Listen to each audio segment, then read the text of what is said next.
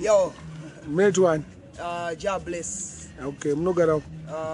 It's not Dugara Makedia. Andiriga. See, but originally from Kwekwe. Andiriga. Sakaba mudam Kwekwe kubu Kwekwe. Redcliffe. Redcliffe, Nambogara Redcliffe for Pumcoat. Oh, in a Gatumogara Pumcoat for 208. I got about 806. See.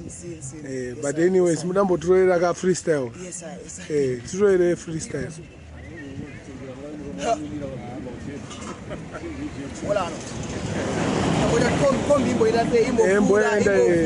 Next stage. Yo, atina ushamari navo, itori hondo navo, vauzeta kanyanya, no bombo klatanga mboti kanya, iwe atimamire mangoma, iwe atimamire mangoma, vauzema bombo klatama. Bombo chirokati mira mangoma atimbo mamira chirokati mira mangoma atimbo mamira chirokati mira mangoma atimbo mamira vaudzama bombo klatama bombo vari kuwisha style ne pattern kuno ndisuti nayo vari kukwira number 1 manje ndiani anayo chirokati heta vakandifighter vachiti vacha eliminator keta wega keta iwe pesi andiri kuseta ngoma dzangu ndatsikisa this music yangu ndarilisa DJ mixer journalist nyika zisa hanzi chemoko momwe chamatanga obvisa ngati uri bombo ende utori iwe atimamire mangoma Yes, I. Atimamire mangoma Yes, I. Atimamire mangoma vauze ama bombo klatama bombo chirokati mira mangoma atimbo mamira chirokati mira mangoma atimbo mamira chirokati mira mangoma atimbo mamira vauze ama yeah tambo ndimo mira ipapo saka chiti taura munorekodera mastudio amunorekodera andona mastudio akasiyana True Sport is not about Gani records. True Sport. Knockout in Muroti Muno. Knockout no nation, not a young foot. All right. PTK, Sude, is a chew for you. Okay. Equation Machubeko. Right. Sagamu album is my songs here. Is I report. I will say about album. You go up my Pambe. I said Buddha song, yes, I said Buddha. But you don't want to go one, gonna two.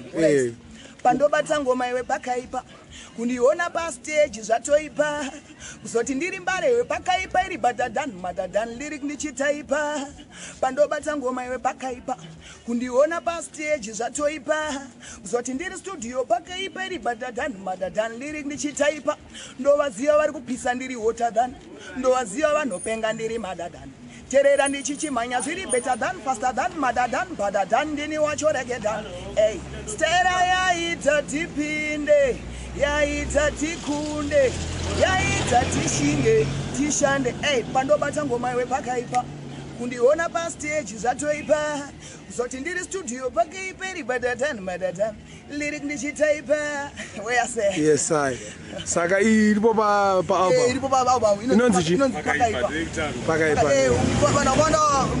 vakawanda kuzasonga ngekuti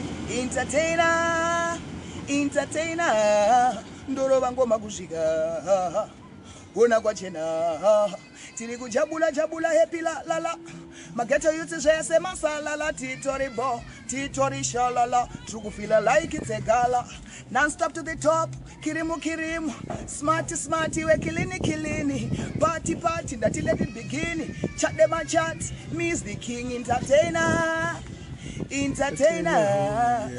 yes I sama katanga kuimba rindasta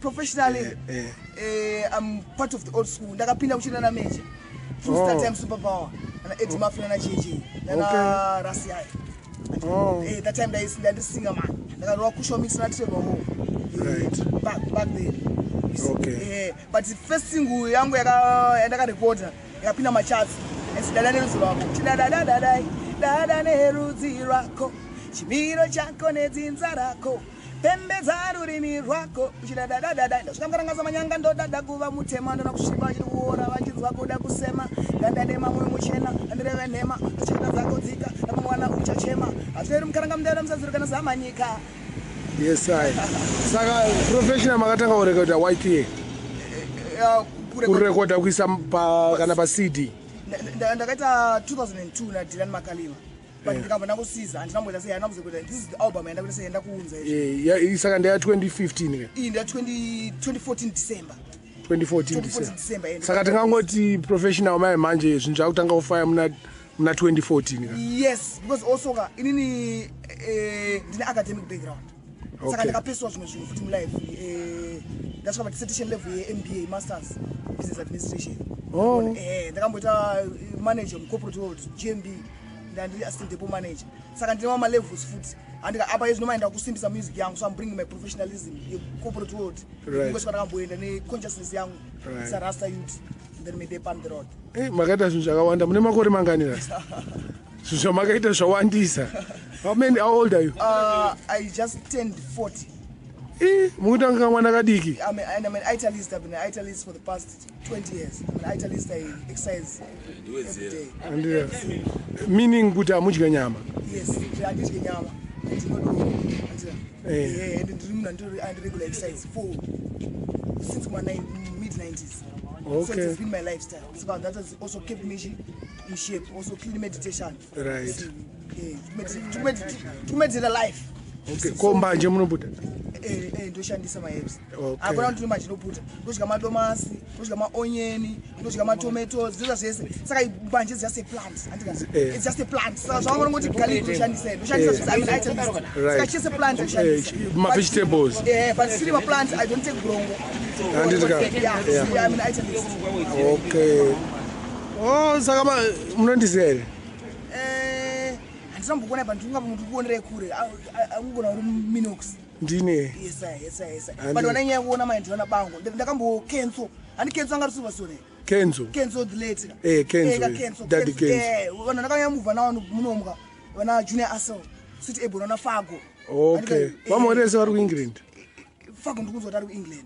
Family yaves. Ndakazota ari kuEngland. Chivamoresa. Vape power down. Yeah man. Big up Fago Vice. Seen there in England. That's what Urukoko is strong. She's still standing strong. You see? Yeah man, for Sweet Ebon in sound. You want bigger one, the second one. Big up Major E. Those out Urigo, Lango, Bugatti, you see, Rasai, you see, Potato. Mdara Pinda Tumana, Mpanapa Musuno, you see on. Yeah man, big up. And big up all the foundation in dancehall music. See, enough time you don't get mentioned, but you are the foundation. See, respect.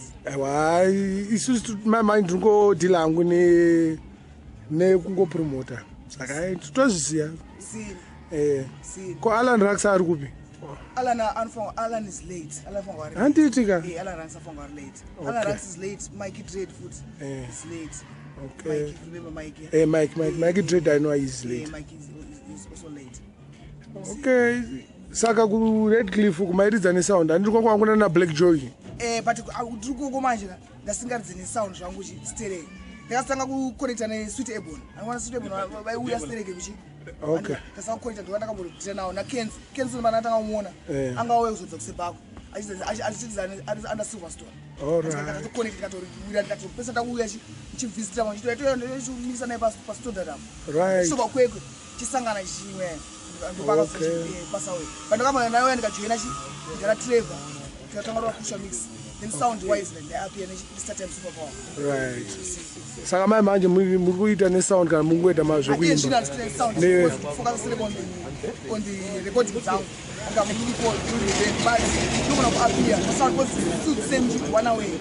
And but I'm focus on the sound but whatever the sound is depan. And munanzani zvedzokerera staring. Ndonzi Jobless. Jobless. Tavona Kevin Padoro. Jobless artist name. And zvinofadza. Pane zvimwe zvamuda kupamidzira here pangu zvatakangana? Not really, but just to say one love, you know, peace and righteousness. You know? Rastafari is the light. Selassie. Bless up. Thanks very much, Father. Discipline pays, dressing pays, but one in arrow. One in arrow now, dressing you do no better chaunga. Drugs.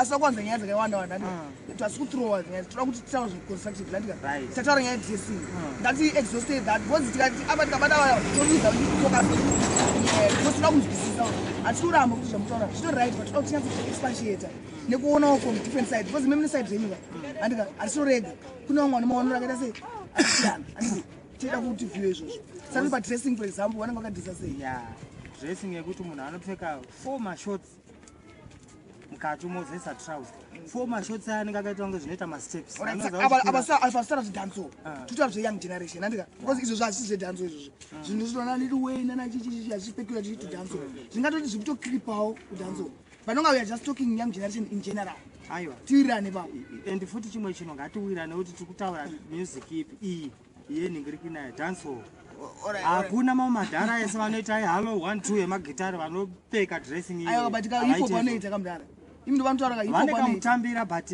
ava ndevetakinhu kana kuzviona aiwa mudhara imangu I'm informed to that level I want someone to chip in zvakatotanga kuhip hop mudhara if you didn't know ndoka zvakatotangira ukoko muno muri kutozviona zvakutoemulatwa nevamwe mageto anenge ari achida kuita mozo influence but ndiri kuti inini let's not kuti ndezvedhanso ini vandiri kuda ndepekuti ngatirege kutora chika iyo problem ai inoitika musociety ngatirege kutora chinhu chinoitika musociety toti tikaona munhu wedhanso akachiita toda kubva taita kunge chakatanga nedhanso ndechedhanso aiwa that's wrong even iyo makosiri apakatangira kuhip hop yes kona naLil Wayne ndoka zvakabva ikoko saka ngatirege kuda ngo ndezveconcentrate problem emcommunity andika iproblem yesociety but nevertheless dhanso iri affected also itori victim atori mavictims alright da kuti ndimbotaura good example zvawakaita izvozvo dressing yawakaita iyoyo unoziva kuti unenge uchitonzwa ritsaga pakubata maiki yechidhanso unoziziva here kana kuti hauzizive aiwa indakabva kure kaini titozokumberi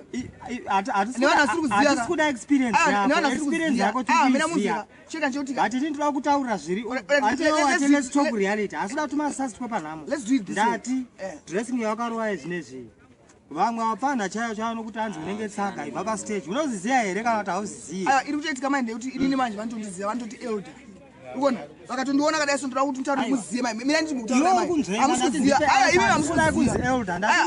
manje kuti mayouth manje ari kutorespecta dressing yechiraya emarasta hamusi kuziziva manje izvo hamusi kuchiziva manje kuti isusu ndichitofamba maika ini ndichifamba indikafamba imi mukafamba musitu ndikafamba ini ndimosona nokanda chikonzi rasa nenyaya dressing yangu neexpression yangu vanotondidedza kuti ndinani imi vanongopesa nemi havamboziva kuti chii havambotoziva kana kuti ndiani kana kuti anglikeni kana kuti postoliki havazivi asi ndo ndingofamba itototi rasta vana rasta vanokuru rasta chichi rasta ndizika because of my expression kuti wewe unyatsobvuma zvandiri kuita zvine power the late Simon Chimbetu wakambomona achiita dressing mweya yekupenga tagging over smart kusvikira hanzi dota kudota but aibata mike unoona unobva kuirosanfiti british mdara uri mubritish umwe akangobata mike chete smart chete ndeichibritish ukabata takini echibritish hauna smart aiwa ndiana mdara yedu kaiyo mdara tapfuura kaipapo umwe akangobata mike chete akuda chima logs yekufamba akamisa kora mene zvakuitwa aiwa mdara iyo yakaisi entertainment mdara uyu kauyo manje vari kuda manje zvinotoda ku high school ana ndi headmaster manje headmaster uda kuzi headmaster kumangoma kuna headmaster manje ngawaziya ndika ukutskiri ndekuti skiri ndekwese ndekupfeka ndekuti asiya ndika aiwa wakati muri kupfeka zvinhu zvinobudisa zvinoexpose body handika nechisha ndika zvinoita zvinyatsira ndika I agree andika kwete kuti kwaisendisa takini kumangoma aiwa kuti takini kaisi shwe jezi kamdara isi tipilita pa chanjabulike amangoma mdara tipilita pa chanjabulike iwo tukutaurira kazvinoita kuti uise mari muhomwe but unoda kuita naro isi tukutaurira vacho vane mari arutaura kuti mukuti semesa dressing iwo uri kubata mike kutaiwa ndo zvatinoita ati agree babo saka manje ka ndara issue kai it's subjective unozosvika pazera rana travel yekubata nekatsvimbo uchifamba usina kana bhegi vato vamwe hapana vakangodai nekasmart vadai vajamba vaisa mari muhomwe iwe uchingotaura kuti ndakabva kure ndina umwe wakafa tatakatosiyana mamotivations edu akasiyana inini ukandiona ndisika netalent ndinayo iwe ndotanga kufunga mari ini talent yangu ndotanga kufunga mwari ndokusiyana kwazvo ezvinovapa example yatrevor hall andika nekatsvimbo asina mari andika because uri kuisa mari pandikaudza kuti ndinotoveisa Ryan's foundation inini ndinotomurespecta because zvakutonika zvedhanso isati kutaura iyoyi ndo vanhu vakaseta chifoundation iyoyo uku ndokunonzi kuitira tsvina mupoto andika kuitira tsvina mupoto kwekuti itori problem kutoitika iyoyo even industry yekuti vanhu vakaona iwo toti for example waita mbiri anditika you must be able to look back andika ausore tikaona maelders edu akatisana minokusa handika apana kupanja zofanda kambofanda kachenda ndaita sei ndada kumudhisa because akanosetera foundation dai asina kuita the first step handika yainotsika papi you see handika zvekuti iye no one is perfect in life iye ane maweakness ake ane mastrengths ake that's personal handika but when you talk of music his contribution in the music industry it has to be recognized and honored handika ende vanhu ngavazive kuti dai zvinhu zvese zvaitwa about money Africa ingadai isiri free Zimbabwe ingadai isiri free because makomrades angadai akabvunza kuti musi akabva kumba kwake aiti ndikuenda kuhondo ndobhadharwa mari but it's not about money this life it's far much more than money handika pane vanhu vakatopinda mumatribulation handika vasina kuwana anything kuti tisvike patiri panapa so what's money izvo ndozvandakambotaura nemumwe mufana hanzi digital yanga isina mari ndakamutaura kuti isitaita through love. You see, ngoungana kwevanhu vanongoteerera regi. You see, we're not doing that. Inini hasanamboita zvemari but you know there's business side to it. We are not saying mari inodiwa because kuti uoperate ka. Yes, there's mari ichazodiwa but we are not in it for money. Hatisi kuitira mari. It's bigger than money. Right. This is what we are saying. Inini panoda kubvunza. Yo semunhu watiyo wanga uri manager sometimes wanga uri manager ukasati ngaende kumusic and ndaumbokubvunza chimwe chinhu are you married? Hausi married ka ndosaka pressure yako iri shoma because haungaendese vana nekungoti wosvika pachikoro paheadmaster odaidzira kuti ndini uya ndini ndinobata mic hazvina sense. Pressure yangu ishoma. Headmaster anodaidza gadi kuti pressure yangu ishoma. Pressure yangu ishoma. Ngabude kunze. Pressure yangu ishoma. Ane panyaya yacho. Right, pressure yangu ishoma. Saka so what's the issue? Andikuzwa issue. So mazana yacho for logic. In context of what we are saying. Right. Ngatibati zvino zvese. Chese chinganzi chingaitwe pasi panapa. Chinoda mari. Don't be repetitous. We appreciate the business side of things and the money. It's an investment into the business that makes you have return on investment and all that. We know that. But we are saying the principal motivation into doing this music is not about money. Vanhu varitounga money varitoura music this time because vanongouya votsvaga kuti mari iri papi havasi kuinvesta. Look at people who are most probably making the most music industry in Zimbabwe right now. They're investing into the music infrastructure. Because they're in it for money, they're just harvesting. Music out of money, out of music industry. My promoters they're not part of studio, nothing. Yes. They just take the money. Yes. And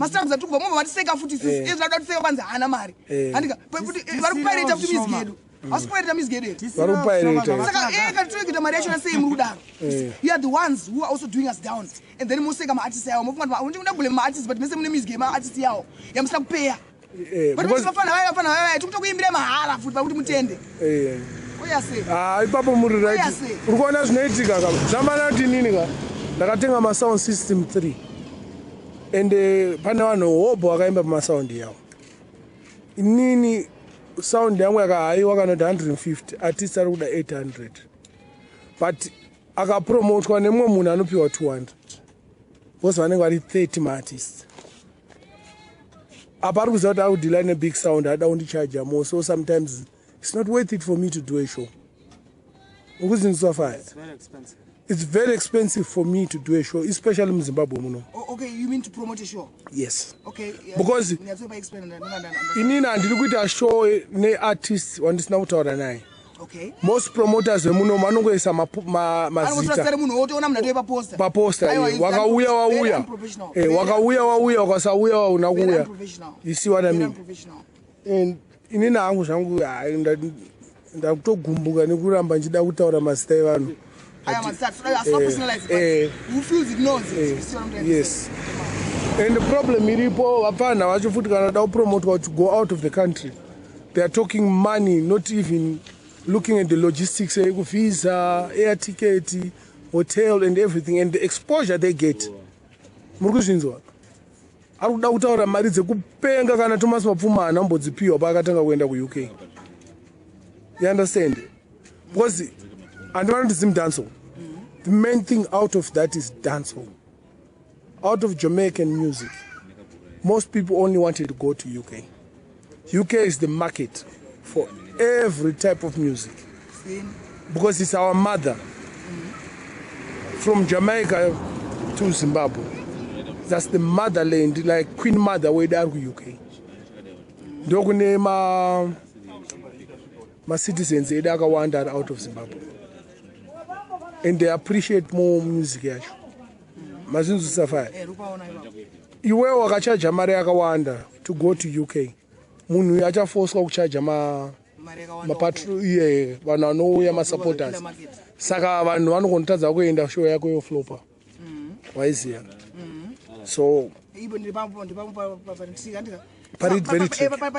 Balance artist ananga unozaka kana nda netime ndikazonzo wakupinda ku UK unobva yes ndasina zvichigwina ngozi unopinda brain kame munhu ezi ndazogwina bag manje andi pamwe kuzonzama kuti aiwa pa ground pakamira so 1 2 3 andika papa ida kuoneka navigator kwacho and I would say possibly machine chidiwa from the promoter side andika if I cannot get the financial benefits andika let me get some other non-financial benefits andika for example chita kuti ndikandasvika ndongero ma interview ma chichi uruketa pandinouya chita kuti ndipromote andika that is if it kusvika kwangu can be a launch pad to open up certain doors and I'll push you off that.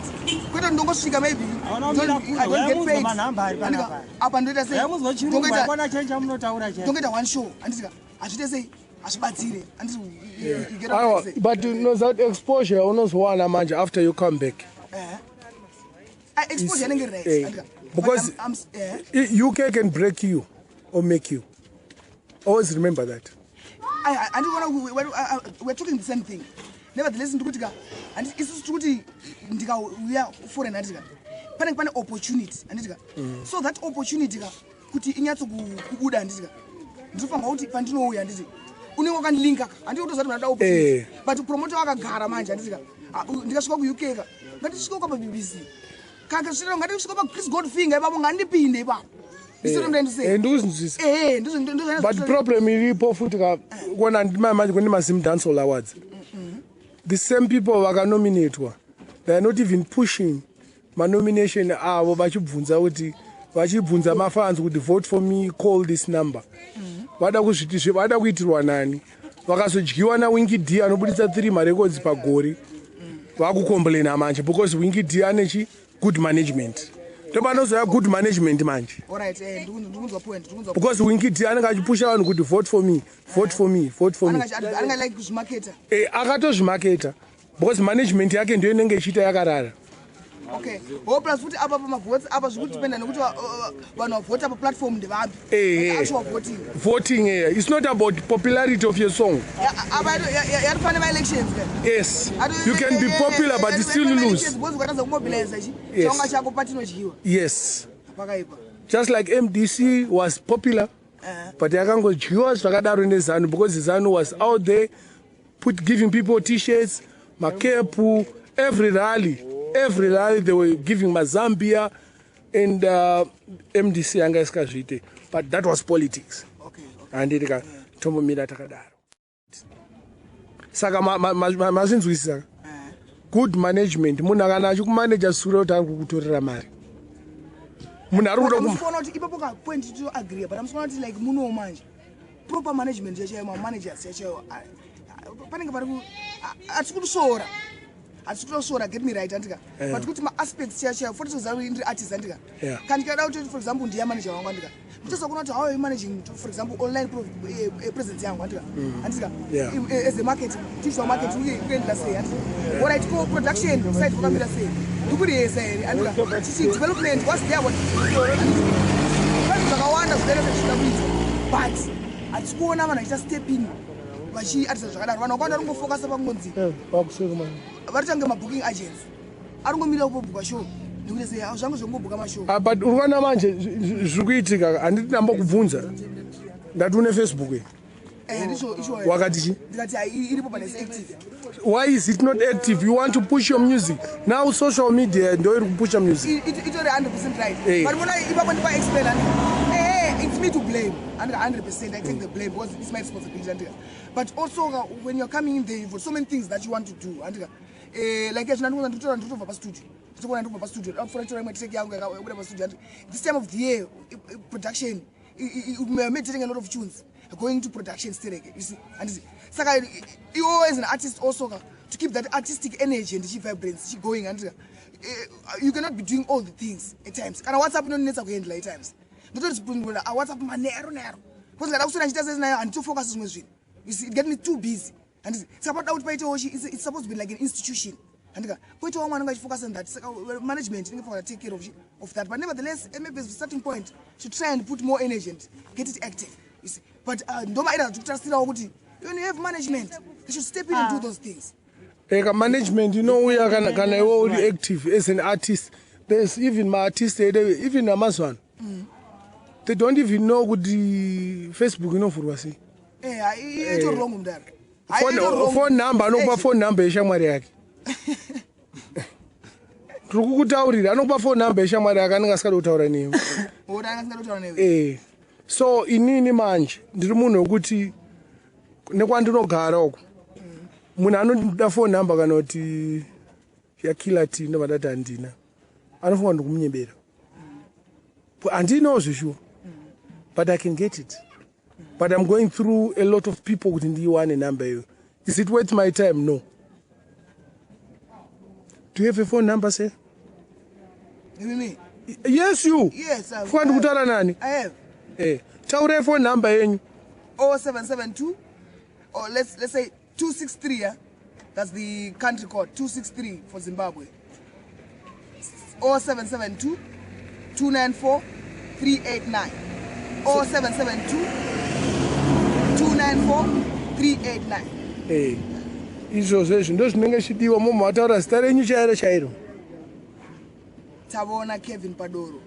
Artist name Ja Bless. Right. Makakurira ku? Redcliffe. Redcliffe Toad. Yakura kutoad ku Zisco Steel. Bananza Zisco Steel. Saka unakurira ku Redcliffe wakurira ku Toad. Nakura ku. Saka inda wangwada undinyebera. Toad iri under Redcliffe. So apana kuti marareka. Aiwa, Toad is Toad, Redcliffe is Redcliffe. Rutendo is Rutendo. Aiwa, ndo zandikuramba izvozvo. Toad Redcliffe Rutendo zvakafanira ngoti Mbizo amavheni zviri under Kwekwe. Saka Redcliffe mageto emuRedcliffe. Andika Redcliffe Council, utori council municipality yayo ina mayor wayo. Council yacho nayo inobata Rutendo neToad. Ndo inobata Redcliffe yese yayo. Then ka area kaya kaseba ben kaya katika kana kuramba kachimodzi Redcliffe akana special name. Saka inonzi Redcliffe Kwekwe. Kana wakuisa address unenge wakuti Redcliffe Redcliffe. Kwekwe ito separate. Kungoti zvakabatana stereka kandika. Zvino interlinka stereka. But Kwekwe Redcliffe ichi Redcliffe. Wagara kuma N ichi ndina ama yagara pa N72. N72 ifamily ipi. Meno ndekwa momza wangu ndangwe ndakawani. Ndokuziya ma N nditry kufunga 72 yangari kuti kwacho. Indakara manzi ma TC. Ndizvozvo ndinongwa kutaura ndokuziya. That's why ndikutaura ndokuziya. Even ndori proud kutobva ukaraga manje. Ndotone support big time. Ndogu area kwangu ndotobva. Kupiwa? Kutodwa chinonzi Karaga. Ndozara chino kuti Karaga. Ari kuti kunonzi Karaga ndo name. Uchiri kuziya uchibva kuRedcliffe uchienda kuToad papa pesa demotikari paka bridge kaya. Wakaziya ka. Saka ndopanda kakurira mwe because zvakaita zvotitika andi kunobva watosvika paToad stadium. Andikona ndakakura ndichitamba bhora majuniors Cisco Steel. Kennedy na Goli ona Kennedy na Goli watamba professional football yaya. Watondiziya ndaitotamba bhora. Form 3 ndaitofichwa mu reserve yePremier. Chitombopinda ndichimbojagla. Ndiri mfana because ndaiziva ndainyunya ku7. Waize. Ndakazoregedza hangu bhora but ndakatamba bhora. Basi ndakatamba first team. Ndakatamba bhora. Ndakazoregedza zvangu bhora. But waziya zvako ndoziya kuti. Ndatoona areas kutoziya. Ndagara ikoko ndakamboita mababy. Aletsopa asana sisters yedu ati. Aiwa basi mumwe akatoshaya ainzi Milka Muropa. Milka Muropa. Alright. Agara pa number 8 Ashgrove. Anganowe hanzvadzi ainzi Tongai zvanga zvimamonya so. Alright. Tongai, I think mumwe achanzi Tongai mumwe achinzi Tawando or something like that. Muropa. Akashaya zvo. Ashgrove. Ndikuti ini zvandu